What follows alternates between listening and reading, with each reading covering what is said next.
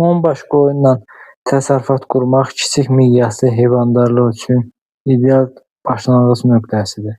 Bu sayı həm riskləri minimuma endirmək, həm də heyvanlara qulluq qaydalarını dərindən öyrənmək üçün əla fürsətdir. Başlanğıc və hazırlıq mərhələsi. 10 qoyunla işə başlamazdan əvvəl təməl prinsip tövləni qurmaqdır və yaxud da ki, həyətinizdə qoyun saxladığınız yerdə tövlə varsa da ona müəyyən əl gəzdirməklə bu xərcləri azaltmış ola bilərsiniz. Qoyunların rahat yerləşə biləcəyi yağışdan, küləkdən qorunan tövlənin içi təmiz və quru bir yer seçilməlidir. Hər qoyun üçün tövlədə təxminən 1,5-2 kvadrat metr sahə bəs eləyir. İqlimə uyğun cins seçimi də yaşadığınız regiona, rayona, əraziyə uyğun cinslərlə başlamaq daha gözəl olardı. Otlaq məsələsi də qoyunların təbii otlaqla təmin olunması xərclərinizi yarı-yarı azaldar. Əgər məsələn elə yerdə yaşayırsınızsa, orada otlaq yoxdursa, yem tədarükünü yoncadır, yem qarışıqlarını əvvəlcədən hesablamalısınız. Bu xeyir tərəfi də 10 qoyun öz-özünə kifayət edən bir sistem qura bilir. Artım sürəti düzgün qulluqla 10 qoyun, yəni ildə 10-15 arası quzu verə bilər. Bu təsərrüfatın ilkin mərhələdə özünü doğrultması üçün əsas gəlir mənbəyidir. İkinci dərəcəli məhsullar süd, pendir və yaxud da ki, qoyunların gübrəsini satmaqla xırda bir gəlir əldə etmək olar.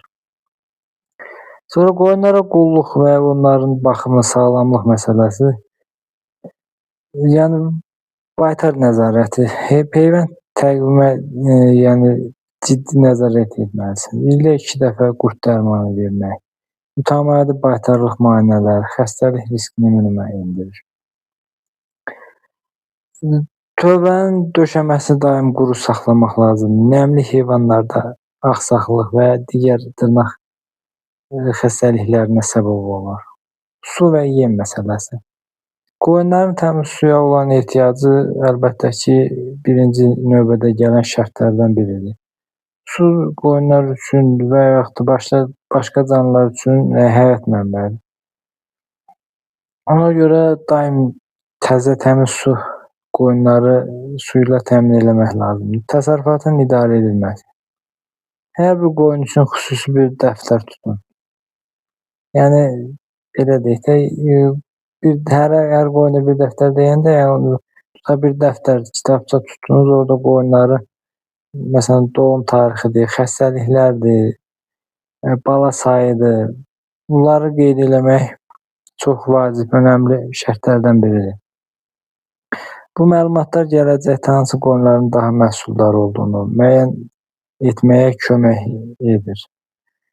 Satış məsələsi, məhsullarınızı, yəni əsas qoyundan gələn gəlir sözsüz ki, birinci növbədə quzu satışıdır.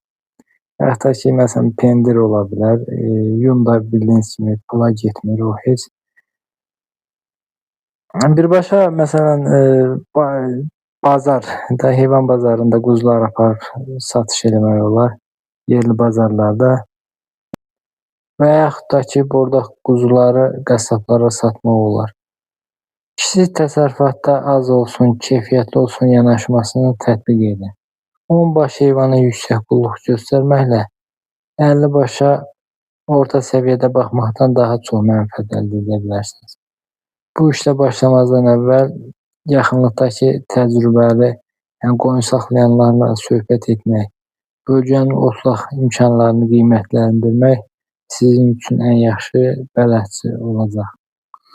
Mən də qoyunçuluğa başlayanda bu ilki nəticəni deyirəm. 11 qoyundan 15 quzu hal-hazırda almışam bir il içində. Dostlar, siz də şərh bölməsində öz fikirlərinizi, məsləhətlərinizi və yaxud da iradlarınızı yazsanız daha gözəl olar. Bugünlük bu qədər. Gələn videolarda görüşənədək sağ olun.